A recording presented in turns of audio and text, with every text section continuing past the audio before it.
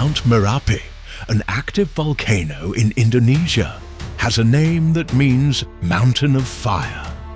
Despite frequent eruptions, thousands live under its shadow because the fertile soil, filled with volcanic ash and minerals, makes farming viable.